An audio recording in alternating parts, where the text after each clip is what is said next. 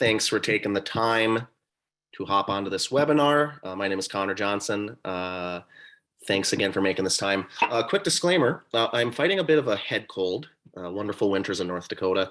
So apologies in advance when I have to maybe pause or mute to cough a little bit. So not ideal, but I'm still delighted to be here. So for the next, at the absolute most 57 minutes, I think we'll be done before then. I want to talk about that bucket, that leaking bucket. And maybe you love this visual of the leaking bucket, and that's the only reason you signed up, and you say, what the heck does that even mean? Let's unpack it. Excuse me.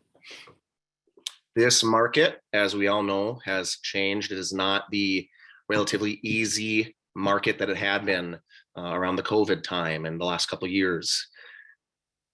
And it's really interesting. I think leads and business in general are going to be harder to come by, and we're going to have a lot of agents who leave this business. I think one of the mindsets that a lot of agents have right now is, I need more leads. I need more opportunities to make sure I can keep my head above water. So we're looking for these new water sources, these new places to pull new business. And we have this bucket. We're looking at our bucket and we're saying, yeah, there's just not enough water in here. I need to find these water sources so I can fill it up and get more. So here is what we need to keep in mind, gang. It is foolish to hold that bucket up to a water source if we uncover it and only have it leak. We often have buckets that are leaking everywhere. We find a new water source, we keep looking for water sources, but the biggest issue is our bucket has holes in it, and we are leaking leads left and right, left and right. And we need to pay attention less to more leads and give more focus to the habits that'll help us have a patched bucket to make sure we can do more with less. To have higher conversion of the business we've already had an opportunity for is all about better follow-up. It all boils down to that F-bomb that is follow-up. It's really interesting. We talk about follow-up. I think everyone's heard the word follow-up time and time again. It was not that long ago, I had an agent that I coach reach out to me and say, I know I'm supposed to be doing this follow-up thing, but what does that actually look like? What does follow-up actually sound like? I know this word follow-up, but what does it actually entail? That was like a light going off. Do we teach our agents enough of what a good follow-up rhythm looks like? Well, I want to unpack with all of you what you can do for good follow-up, what we can do on a regular daily basis to, again, try to convert more people and not just look for more at-bats. And it starts with making sure you've scheduled this as a priority on a daily basis. Keep in mind that lead gen and lead follow-up are two different things. We should have time blocks in place for lead gen, which is finding new leads. And we should have a separate time block for follow-up, which is the communication to keep the leads we've uncovered. Now, I'm a big proponent of the Pomodoro. If you haven't heard of the Pomodoro, it is this mindset of creating a very focused, insulated bubble for you to do a task. Excuse me. Make sure you use the restroom. You've gone and grabbed a water, a snack, maybe a giant water jug like I like, so I rarely have to refill it. You find a space where you have minimal distractions. You convey to team members, people around you, that you're about to dive into this focused place to not disturb them. I believe we can do a lot in 25 minutes of focused time. So I'm often teaching people to do lead gen to start in the form of a 30-minute Pomodoro, 25 minutes of focus time, a 5-minute break. When they get good at that, we can dive into another Pomodoro for lead gen. We want to start with that simple 30 minutes. Similarly, I just want you to start with imagining only 30 minutes of follow-up time being added to your calendar. 30 minutes. Realistically, will that be enough time? Maybe not to start, but it is ridiculous for me to expect you to put on another hour or 90 minutes to your calendar. I don't think that's sustainable. It's kind of like going to the gym day one and trying to bench press 500 pounds. You're going to hurt yourself or you're going to quit before you even started. So we're going to talk about 30 minutes, gang. 30 minutes to put on your calendar Monday through Friday. Dedicate it to follow up and protect it. Do not let it be optional.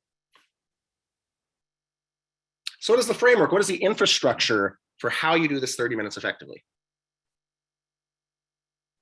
Well, as far as lead gen is concerned, everybody, as far as your business being healthy for the rest of the year, for the entire year, you should focus your lead gen efforts on making sure you have at all times 10 hot leads.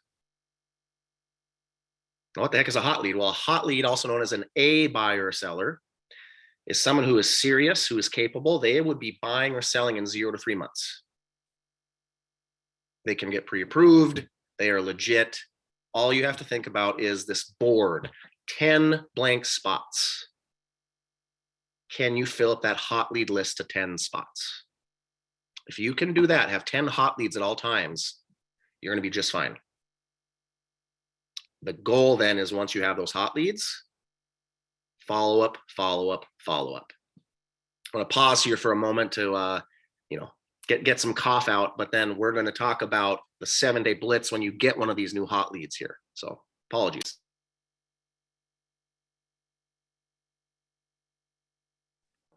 Again, winter is so fun. Winter is so fun. So gang, you do all good lead gen effort. You uncover a legit lead. What do you do the first time you interact with them? Maybe it's a go show appointment. Maybe it's a referral from a friend and you talk to them on the phone. Regardless of where your first interaction occurs with a hot lead, they should automatically go into a 7-day blitz. They should be followed up on by you, the agent, for 7 days straight. And that's why you need to have this follow-up time in your calendar and protect it. Because I want you to sit down the day after you've met someone, and you're going to do day 1 of the 7-day blitz of showing them value. Now, what the heck does this value mean? Well, I'm going to give you 7 reasons to follow up with a hot lead. Reason 1, I hope you uncovered enough to create even a rough search for them to review, and you're sending them automated properties as a buyer. And I want you to follow up with them the day after to say, hey, I have this search up and running. I'm wondering what your thoughts are. Is there anything standing out to you? Have I missed anything? Does this seem like the type of properties that you're looking for? Hey, I have your search up and running. Yeah, it's slim pickings. It's going to be a long wait for what your criteria is. But you're showing them, hey, the search is up and running. I'm here for you. Let's talk about it. Day 2, you're going to offer additional showings. Day 2 of the 7-day blitz is saying, hey, looking at these properties, it's never bad to go look at them in person just to make sure they're up our alley. Would you like me to set up a showing for you to go look at it? Hugely important, shows proactivity. It's a chance to get in front of them another time face to face and build some relationships. If they decline, great. Perfectly fine. It's showing that you are still there for them, even if they decline. Now we go to day 3. You should plan a gratitude message. A gratitude message, it's been 3 days since you first interacted with them. A gratitude message is something simply like, hey, I was just thinking about it. Thanks for taking the time to meet with me in the first place. I know you're considering this real estate move, and I know it's kind of goofy to have this random stranger just start reaching out and helping you. And I just want to say thank you for taking the time to let me try and help you out. Appreciate that. Appreciate you. Done. Simple message. Now we have day 4. Share some sort of fact or figure about the market. Share some sort of knowledge about the interest rate, about the price range that they're looking in, how many houses sold last year versus this year so far as their price range. Any little market tidbit that you can give them, text it to them. Share something about this, show that you're an educator. And again, you're just giving them another touch point. Day 5, forward connection. Family, occupation, recreation, dreams. It's pretty much the 4 aspects of life. Day 5, you should just reach out to them about something you remembered about them, or at minimum, you can share something you have going on. Maybe you uncover that, coming up this weekend, the person's kids had a basketball tournament. You could text them and say, hey, that's coming up this weekend. Just want to wish you all good luck. Hope they play well. On the flip side, you could say, oh man, busy day. I'm wrapping up. I'm going to go to my favorite local brewery and just, I don't know if you've ever been here before, but it's one of my favorite spots to maybe do some work and when I need to change the scenery. Any sort of relational way to engage this person is the point of day 5, that forward connection. Now, day 6, extra effort home viewing. Similar to that additional showing offer on day 2. But this time around, show that you are that you're proactive and you're capable of critical thought. Reach out to the lead and say, hey, I've been looking for you and I found this property and it's missing this and this that I know you were interested in, but it does have these features. I might go look at it on your behalf. If you want to come with, great, but you don't have to. I'm going to go look at it anyway, and I can maybe send you some pictures or my own thoughts. Heck, I could even video you in if you'd like. Let me know. This particular effort has won a lot of people over who've been on the fence for some of our agents. It shows proactivity, work ethic, creativity, and just to say I'm taking ownership of this and I'm going to go out on your behalf speaks volumes to some consumers out there. Now, realistically, if you are so swamped and you have too many opportunities, heck, even just doing a deep MLS dive could be a substitute for this. Just to say, hey, I'm thinking critically for you. I'm getting creative. I'm thinking outside the box. Here's a different listing out there. It's not exactly what you wanted, but it's got potential. Let's talk about it. Then lastly, you have day 7. Day 7 is a morale check-in. Hey, so-and-so, it's been a week since we initially met. I'm just checking in. How are you feeling about this whole process? I've been trying to share some information with you, give you some options. Where's your headspace at? Is there any other ways I could help you? Is there anything that's a concern that's come up the last week? How can I be there for you? How are you feeling? And that's the morale check. What I found is this 7-day straight follow-up can help conversations stay. And you may have someone who is willing on day 7, if you offer it, to sit down with you, to meet you at another house and have that conversation about a more serious relationship as agent and client. Now, what's going to happen more often than not is after that first 7-day blitz, they're not quite committed to becoming a client. And now we got to put them into our Monday through Friday buckets. What the heck is a Monday through Friday bucket? Well, we talk about how our follow-up should be 30 minutes to start Monday through Friday. And think of that 30 minutes as a bucket. You need to take these 10 leads. After they've gotten through the 7-day blitz, you should assign them to one of these weekly buckets where you will always talk to them at least once a week. You know what else is in that bucket? All of your clients. I think a lot of realtors out there are so guilty that when they get someone to become a client, the follow-up falls off to the wayside. We get an automated search up and running for a client, and we wait for them to reach out to us. We get their house on the market, and we just let showing requests come in, and we become a little too passive, and we lack the demonstration of quality care and service. We do not want to lose clients. We don't want to have clients cancel on us, or go radio silent on us and vanish. That's a leaky bucket.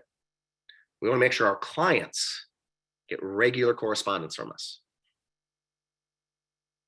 So let's imagine that you have roughly, let's say 25 clients for the sake of some good math. Well, you should divide those 25 clients by the 5 days of the week. And so you know that 5 of your clients, they're going to hear from you at least once a week. They're going to go into the Monday bucket. A different 5 will go into your Tuesday bucket, and so on and so forth. It might actually look something like this.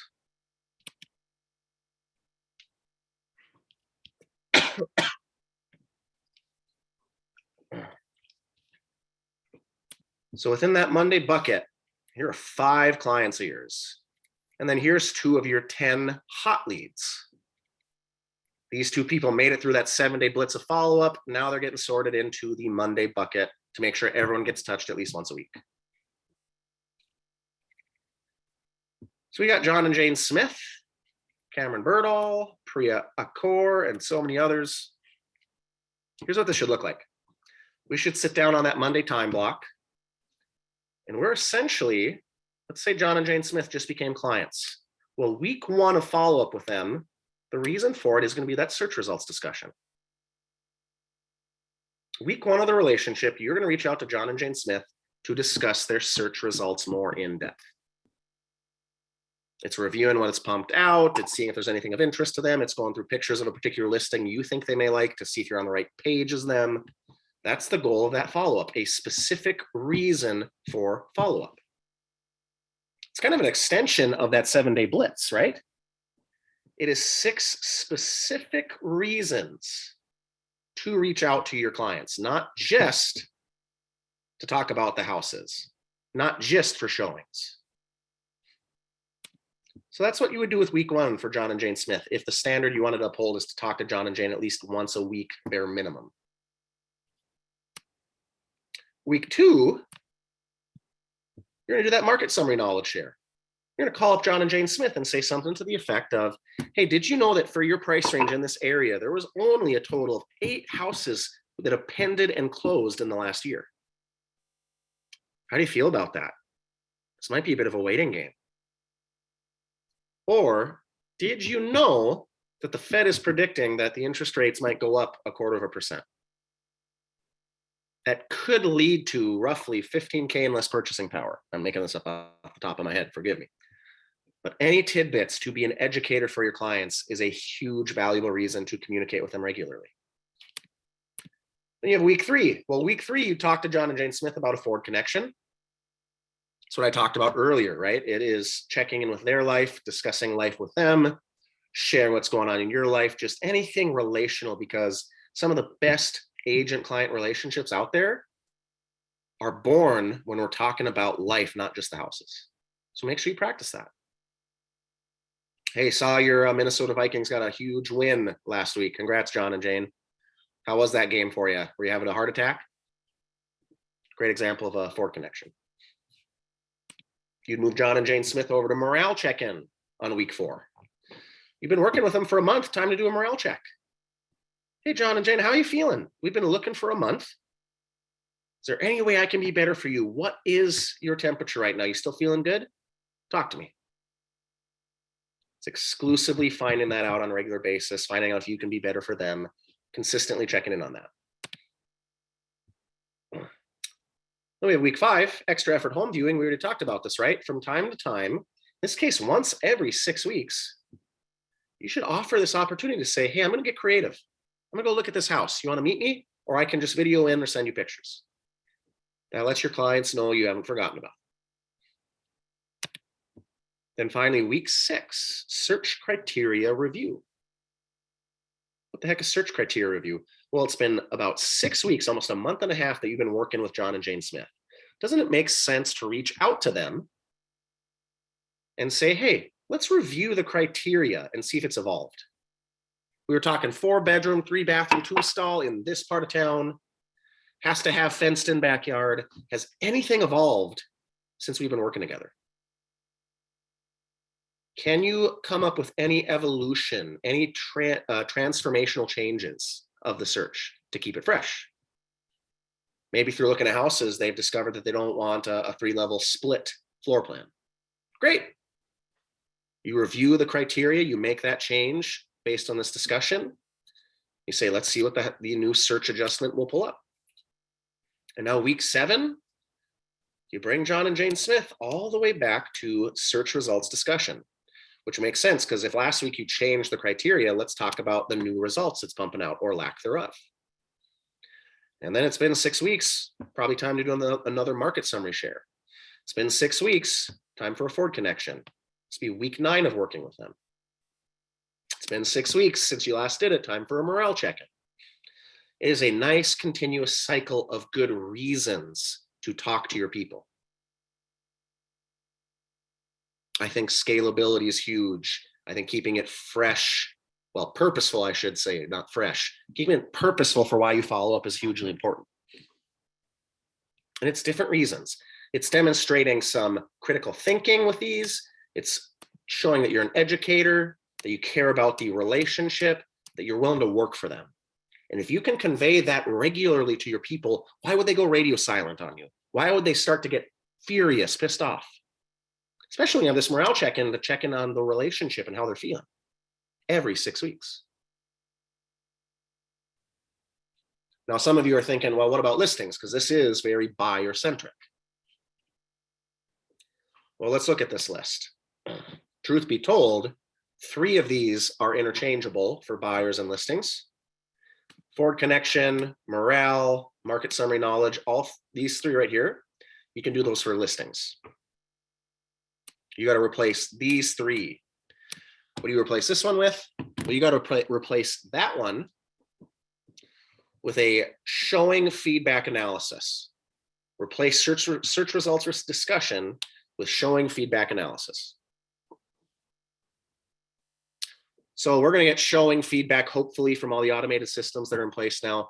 But the point of something like this is that you would look at the last, well, if it's brand new relationship, you'd look at the last 24 hours of showing feedback and make sure your clients understand the goals of showing feedback. And then in week 7, if the property's still on the market, you would talk about the total summary of all showing feedback you've gotten over the last number of weeks. You're touching base day on, day in about some showing feedback, but after 6 weeks to say, hey, let's look at all of the showing feedback we've gotten and identify trends. Hey, they're all kind of talking about how the basement floor plan is really tough with it being unfinished. We've had 10 different people mention that. How does that sit with you as that's being identified as a trend? Is there anything we want to try and do about that? That'd be the example of a showing feedback study with this first week and repeating week, excuse me. Extra effort home viewing, you could replace that one with comparable market watch, or excuse me, comparable watch. Words are hard when you're congested. Comparable watch sounds something like this. Hey sellers, a home just came on the market that is very similar to yours and they listed at this price. Let's keep an eye on it and see what happens. I can send you the listing if you want to look through it. They did list about 10K light from us. So if it moves quick, let's keep that in mind. Or you could say something to the effect of, hey, so-and-so sellers of mine, this property just pended, or this property just closed. It's very similar to ours and it closed at this price. How does that make you feel? Basically for that one, you're looking for comparable homes to help guide their journey as sellers based on what those other homes are doing. Then search criteria review, well, you'd replace this one with a condition and price review. After 6 weeks, I believe this one, some of these you could move around, like this one you could adjust, but I think 6 weeks in, absolutely, it should be a price and condition review. You should set that expectation with your sellers from day one that after 6 weeks, we're going to have this conversation. If 6 more weeks passes, we're going to have this conversation again. We're going to take a hard look at the listed price we currently have and the condition of the property based on some of that feedback we've already talked about. I think these are some scary conversations to have for some listing agents, but if you set the expectation and you communicate regularly like this, and they know it's coming, I think there should be less drama. So you talk about the price, you come to agreements on that, and hopefully they know it's coming because you had all this other good follow-up you've been doing to keep them educated. It shouldn't be a shock 6 weeks later that you encourage them to reduce price based on that comparable home you saw, based on some market summary knowledge you shared, so on and so forth. Let me pause here and check for some questions, gang. Yes, Jason, this is recorded. And then anonymous attendee said, what are the conversations to follow up with people when they ghost you or ignore you after several attempts? So Jason, this will be recorded. Anonymous attendee, what I believe is the reason people start ghosting you is you are no longer of value. If you are not providing value, they have no reason to respond. So we got to keep having good reasons to reach out to them. Hopefully this is part of the solution. It's not a silver bullet. It's not a magic pill. It doesn't make 100% people respond. You're just going to have people who ghost you sometimes. But I think if you give them a reason to follow up with you, that's your best shot. If you're offering to go look at a house on their behalf and they're a serious buyer, that's the best chance that they would check in with you if you're going to look at a house for them. and some of these other reasons. Give them knowledge about the interest rates, about their price range. That's a good reason for them to reach back out to you with a clarifying question if you share that with them regularly. So I think this is the game we got to play, everybody. We've got to get our golden hot leads and our clients some consistent follow-up in this follow-up loop. And realistically, here's what a real bucket would look like. Here's what a real bucket would look like, because not all your clients and hot leads show up at once, right? In reality, here's what it's going to look like. Let's say that John Mocha was one of your early clients. So you've been doing this with John for a while. He was your first person you put into your Tuesday bucket. He's been around this loop a few times for how long you've been working with John.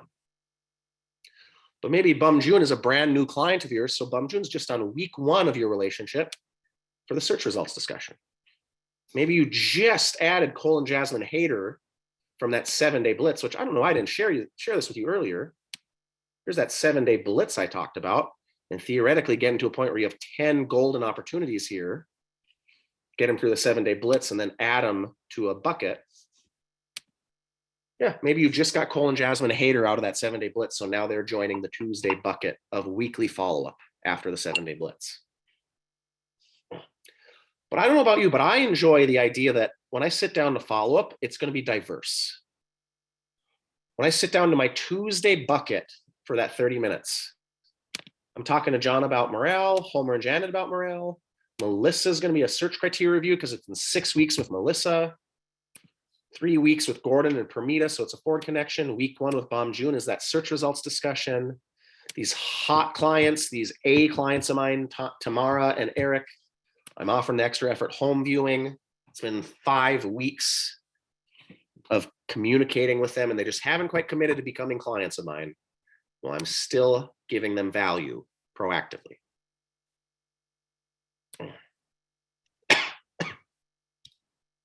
Anonymous attendee asked, what is the communication style / cadence for these? Call versus text versus email. Here's what I know, gang. Voice to voice and in person, those are way more influential. If you can be in person with someone, greatest opportunity to influence them. Right behind that is voice to voice. So I would encourage all of you to consider being voice to voice for at least half of these reasons for follow-up. A chance to be voice to voice, to talk to someone else like that, it just builds more of a relationship. It builds rapport faster. In this day and age, I'm not a fool. You could perfectly use texting for some of these things and have a back and forth text conversation. I think that is acceptable, but push yourself, challenge yourself to try to get voice to voice with people more regularly. That can help the relationship stay strong and that can help with your conversion. As far as cadence, I think we want to uphold a standard of at least once a week for all of our clients and these hot leads, these 10 A leads we're going to try to build through good lead gen. At minimum once a week.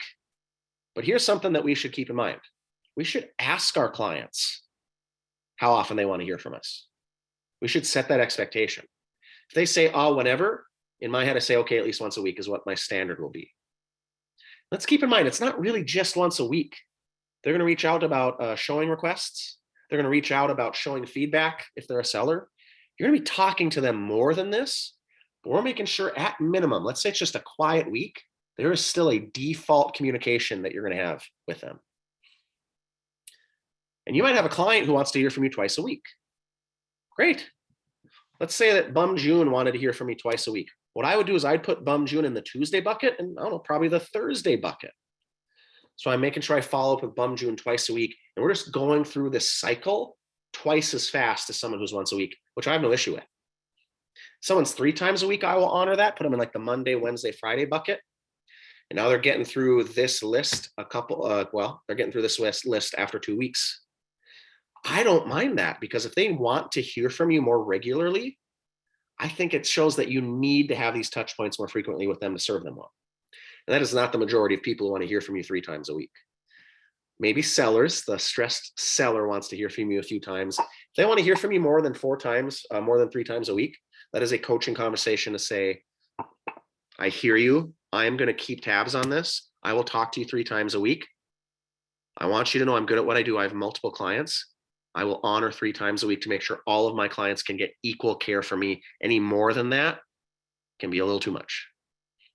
Now, that sounds crass, but open and honest communications with clients is so important. And most people respect that open and honest conversation you have with them. Katie here says, what does the R stand for in Ford? Recreation, excuse me. Family, occupation, recreation, and dreams. Things you could talk to a total stranger about. Tell me about your family. Tell me what you do for a living. What do you do for fun? What do you hope to accomplish with that job? What do you want out of life? Those are dream conversations. Ryan asked, can I show the bucket tab again? Yes. Ryan, is this what you were looking for? Oh, hot leads bucket tab. Excuse me, Ryan.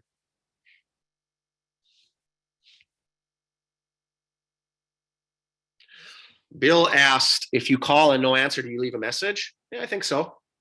I think you can call, leave a message, and a text. I think all the above for touch points. More communication, the better. Ryan, did you have any questions about the hot lead bucket tab? That 7-day blitz.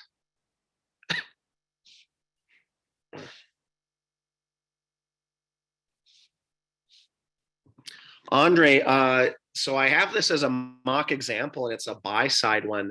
You know, that's a really funny point. That is a small blind spot of my own. I don't have a version of this that's listing specific per se. But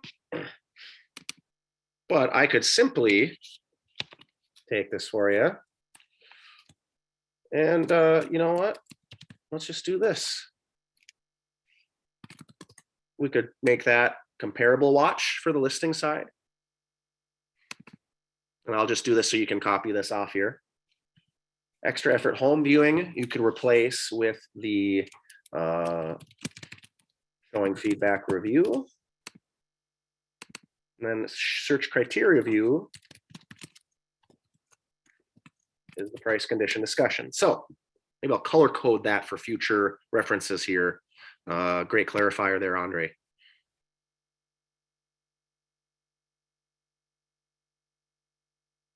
Ryan, you can shoot me an email requesting access to this. Any of you, shoot me an email requesting access to a version of this. Connor at hatchcoaching.com, CONNOR at hatchcoaching.com.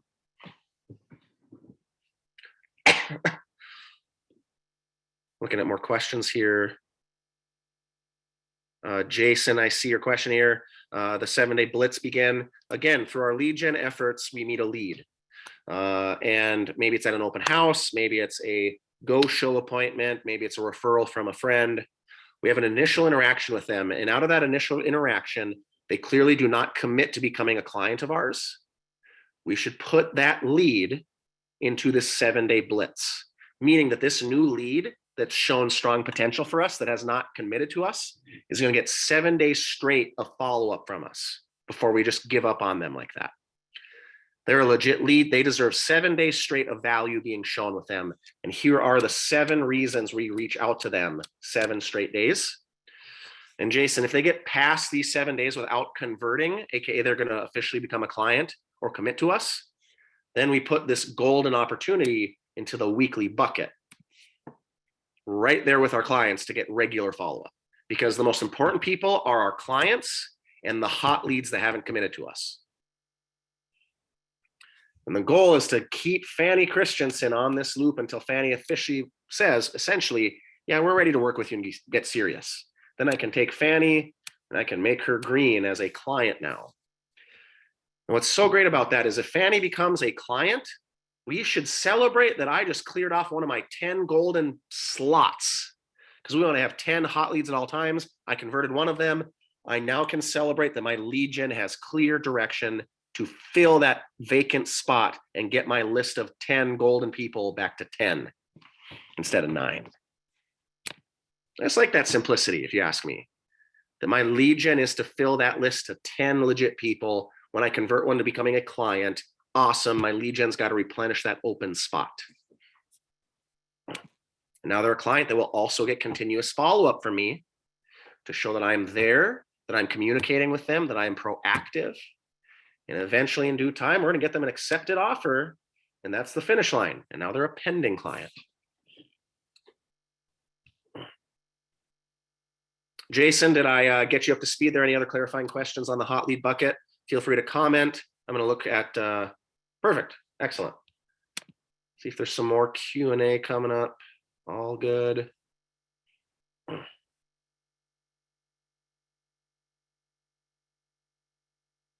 Yvonne, so what about when a lead opts out but keeps coming to look for properties? Do you still call after they said stop?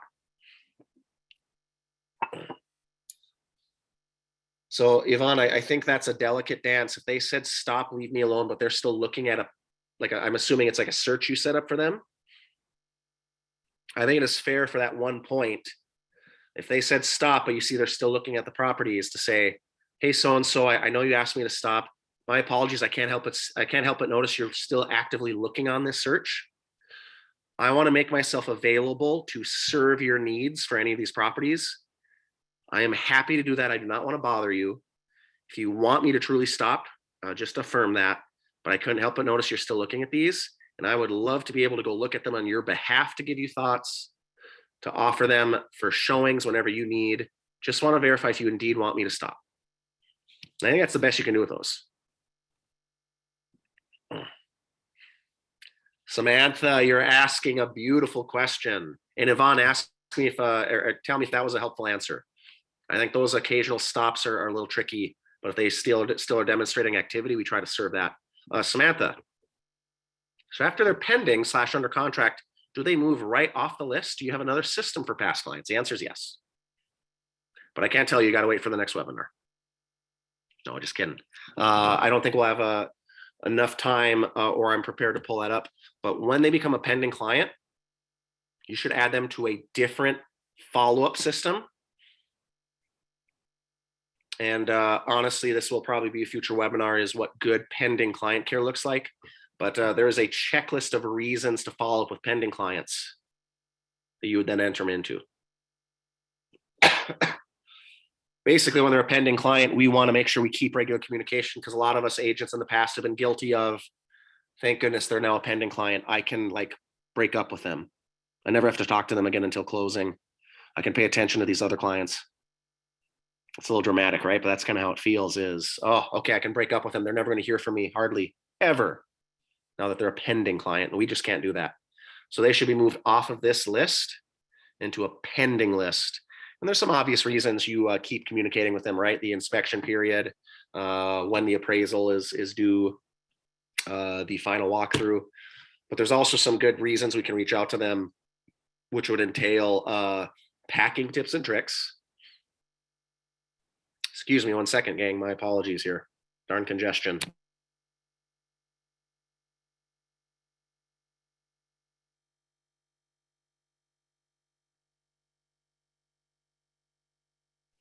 Thanks for bearing with my congested voice, gang. Hopefully it's not driving anyone nuts.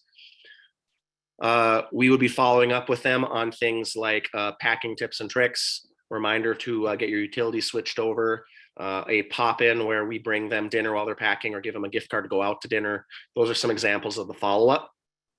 That will probably be a future webinar, as well as the past client follow-up tactics. So sorry to leave you hanging there a little bit, Samantha, but yes. Katie, what do you do if a customer gets you confused with another agent? Well, I think that is really interesting. I maybe you have a specific example you're referring to. I think you just got to verify. Oh no, you must be talking about another agent. No, my name is I'm Connor, and I'm going to keep showing you value to make sure you don't ever get confused with someone else again. Katie, maybe if there's a specific scenario you're talking about, you can express that. But I think you're just saying no biggie. If you thought I was a different agent, I'm the agent who's going to give you consistent follow-up, because most agents are going to talk to you once or twice and then give up on you and move on. If they're any good, they're going to hopefully get you into some sort of automated follow-up plan from the CRM. But we're going to do that, and you're going to hear from me. Because in this day and age, gang, I hope your company has a follow-up plan for all these leads that's automated, but I don't think that's good enough alone. in this market, we've got to, on top of that, do this behavior. So if some of you are sitting there thinking, yeah, we got automation for this, I say that's not good enough. You got to do both and.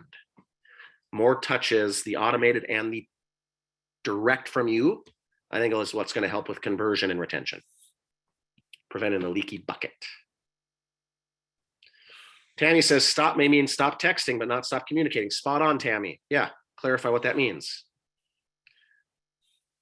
Jason says, cold there from Minnesota, now in Florida. Never want to see the white stuff again. There is white stuff. It is cold. I think the dry air got to me. So started feeling pretty bad last night. So a little congested. So thanks again, everyone, for listening to my nasally voice for all this. Katie says, I had a customer get mad at me that I lost her criteria. I'm also an ISA for a team in Idaho, so this is really helpful information. Love it. Hey, things happen. We're human. One of the best things I think we can all do is not try to be perfect robots. We can own when we're human. And, you know, there's tricky people out there. They can get mad. I think we take ownership of it. We say, so sorry. I don't know what happened. I am determined to capture criteria and not lose it again.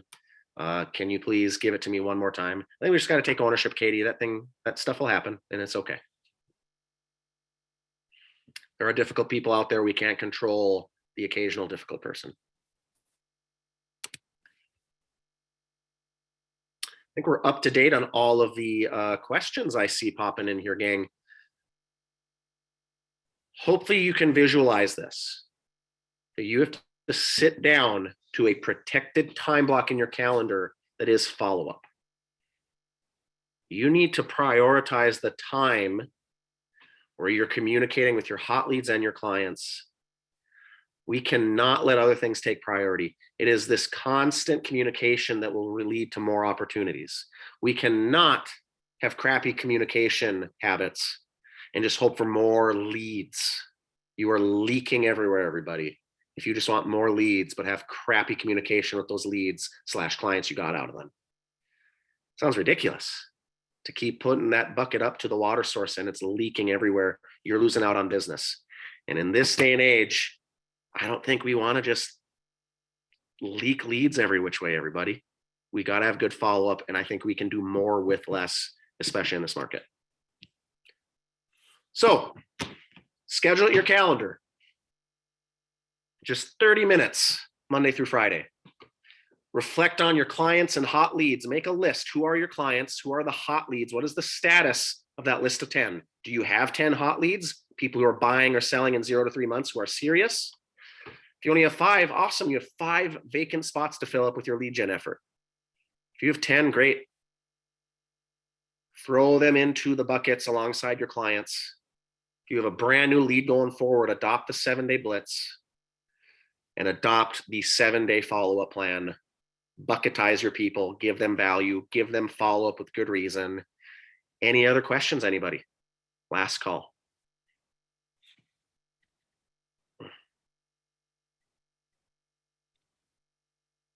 Hearing none, gang, thank you all so much for your time. It is all about relationships, and relationships matter. We make the time for them consistently, and that will help you do more and prevent leaking bucket syndrome. So thank you all again for taking the time. Again, shoot me an email if you want a copy of this, Connor@hatchcoaching.com, CONNOR@hatchcoaching.com. Have a good rest of your week.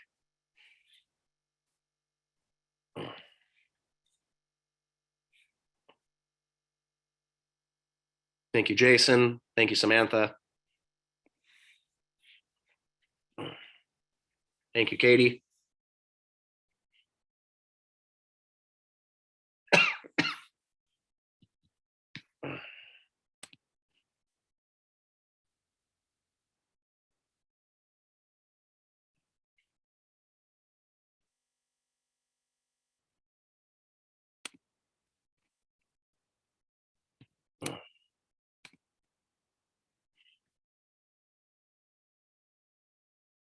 Thank you, here. Here, H-E-E-R. Is that how you say it? Thank you, Andre.